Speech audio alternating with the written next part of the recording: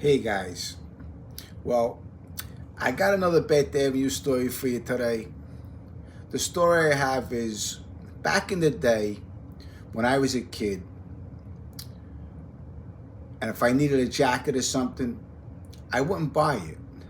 My father would give me a couple dollars, say $100, and I would go to the other guys in the neighborhood.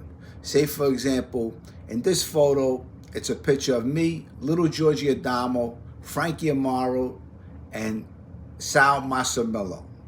And these guys were tough guys in the neighborhood. They hung out in Deja Vu Club. I keep on talking about Deja Vu. Now, the Deja Vu Club was Robert Blasco's club, and that was located between Bay 16th and Bay 17th. And next door was Joe Pizza's Pizzeria. That was before Joe Pizza even came around. But so my father gives me $100 to go buy a coat. You know, I saw my father on weekends, and when he came around, he said, "Here, Jimmy, you know what? Here's $100. Go buy yourself a nice coat." At this time, we had Corvettes, which was then Caesar's Bay. But before Caesar's Bay, it was called Corvettes. Now, Frankie Amari from my neighborhood was one of the better guys in my neighborhood. He had a brother, Minnie Amari and Mike Amari. Mike Amari was his older brother. Mike Amari actually used to lift cars. That's how strong he was. He used to lift the back of the cars, just lift them up, boom, and then drop them. And they were tough guys. They were hardworking guys. They weren't all street, but they would all hang out in Deja Vu Club. Now, Deja Vu Club was a club where neighborhood guys would hang out. It was a social club for the neighborhood tough guys. They weren't wise guys. They were regular guys. And then off the corner, you had Sparrow's Club on Bay 16th and Frankie the Chico's Club.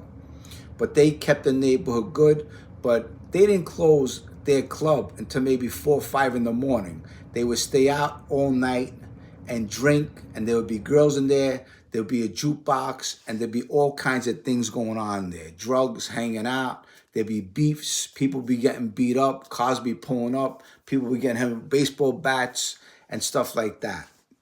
So when my father gave me the $100 to go buy a jacket, what I did was I saw Frank Amari on the corner. And I said, "Frank," I said, "I need a new jacket." My father gave me $100 for a jacket. He said, "Okay, so you know what? Why don't you give me $30 and I'll go get you a new jacket. You come with me, you pick out the jacket." So on this day, Sally Massimillo, little Georgie, and we went to Corvettes on Bay Parkway and Shore Parkway. We walked in, and Frankie Amari says, "Pick out a jacket." So I end up picking out a nice jacket, like a ski jacket. I'm wearing the jacket in the photo. It's a blue jacket. And he says, "Okay." He says, "You know, just look around, watch." Now, at this time, you didn't have no cameras. You maybe had a security guard, but these guys didn't even care about a security guard. So what he does is, on the jacket, you have the security thing on it where you got to pull it off. This is how strong he was. He just broke it off. I put the jacket on. He says, "Okay, follow me," and I walk out. So that's what we did back in my neighborhood when we needed some kind of jackets, clothes. We just tell the local guys in the neighborhood, we give them a couple of dollars, and you know what? They come with us, and we would get more than we were supposed to get. But the jacket cost maybe $120. I paid $30 for it. So being in the neighborhood, it had its perks about it, you know. And, Deja Vu Club was a badass club. Robert Blasco was a badass guy. You had Satch in there. And at the end of the day, I would go in there with little Georgie, John Padone, and we would sweep up. There'd be $20 bills on the floor, maybe a little weed, broken bottles, and you had a crazy dog, Shaitan. Shaitan would always try to bite us. They had to put him in the back of the yard every time we came in to clean up. That's what was good about the older guys. We cleaned up and they gave us a couple of dollars. Now, eventually Shaitan had to get killed. They used to feed Shaitan cats. Shaitan in some languages called Satan. Okay, but eventually Sally Massimillo had to bring Shaitan to the Verrazano Bridge, and he threw him right off of there. I mean, the dog was going after people, eating cats, eating other dogs. The dog was out of control. But my neighborhood back then was crazy. On top of Deja Vu, you had Crazy Antoinette. Crazy Antoinette would hang out with my sister every so often and also hang out with Pat and Albie. Pat and Albie were the kids that both got killed, and Pat will come around with his dirt bikes and Albie, and the older guys in the social club didn't like that because they were always making noise and there was always some kind of commotion going on whenever Pat and Albie came around. So eventually, you know what happened to Pat and Albie. They were murdered. But these guys definitely kept the neighborhood running smooth, and nobody fucked with them. For example, I remember a time when, in front of Deja Vu, some guy pulled up and there was a couple girls talking to the guys in front of Deja Vu.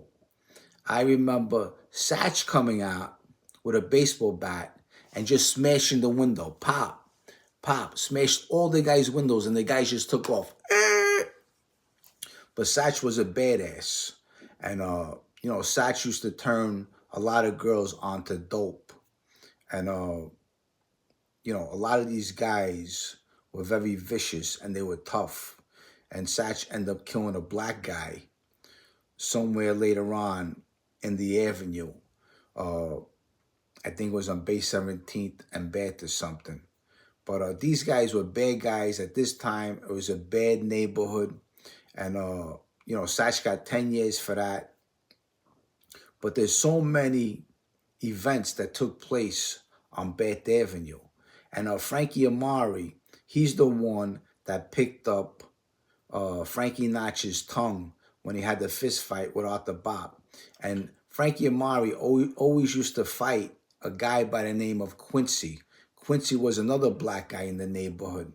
And every so often, I would say every 2 weeks, they would have a fist fight.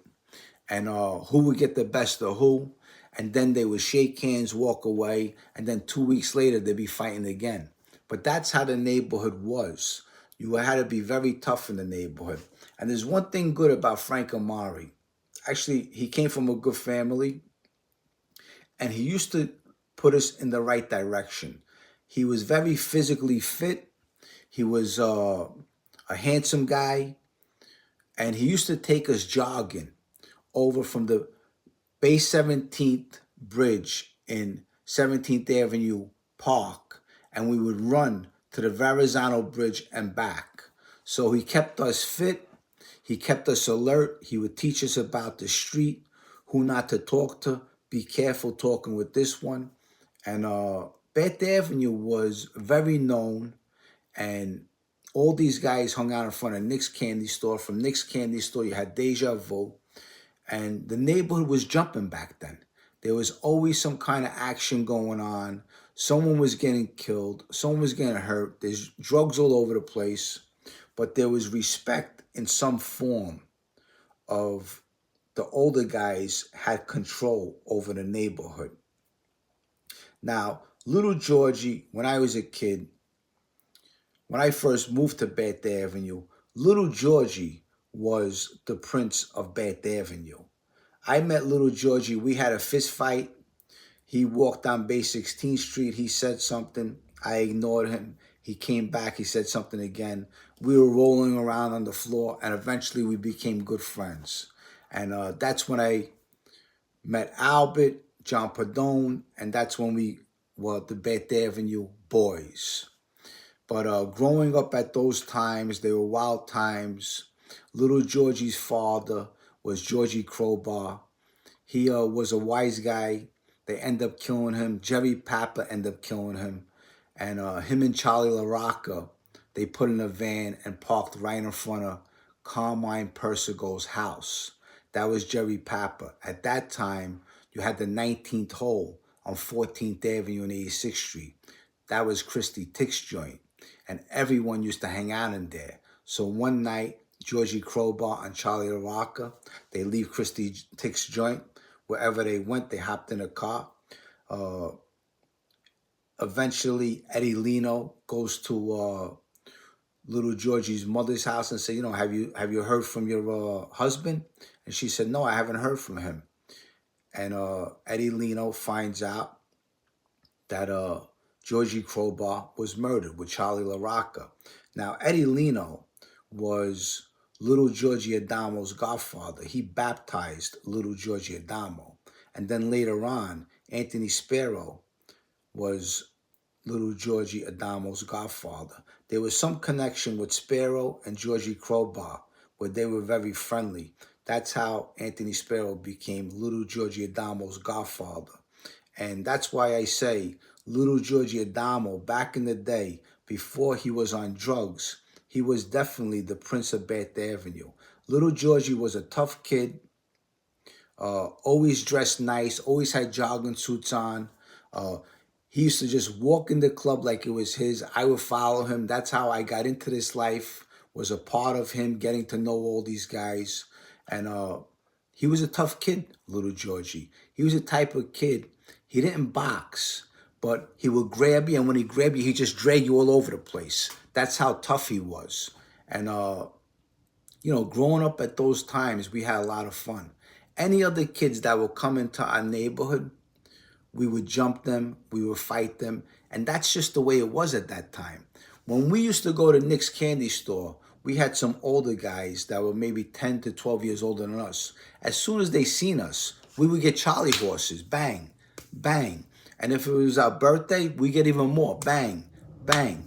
But that's how it was back in the day. You had to be tough, and these guys in the neighborhood made you tough. Now, there was also a guy by the name of Angelo Seppi. Angelo Seppi was around the neighborhood. He was involved in the Latanza heist. He was dating this girl, Joanne. Joanne's brother, John, actually owned a little aquarium next door from Deja Vu. And Joanne was a tough girl, too. She used to carry a pistol on her.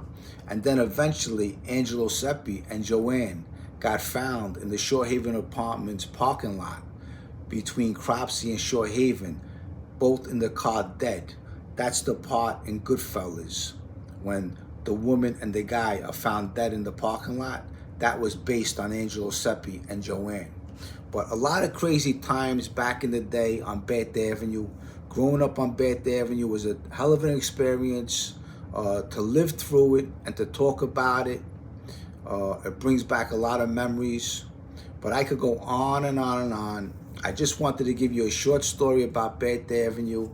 And I got another story coming out about me and my friends were going to a school and to beat up some other kids because they called my ex-girlfriend Lori Love. Stay tuned for that one. That one's next. I just wanted to drop in, give you a quick video. This way you guys can get entertained. I love you guys. Thanks for the support. Don't forget, tomorrow is Paul Tanzo, 7 p.m. Paul Tanzo is Bobby Louise's sidekick.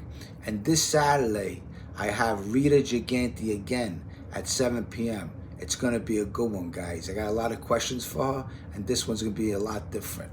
I love you guys, and I'll see you soon. Bye.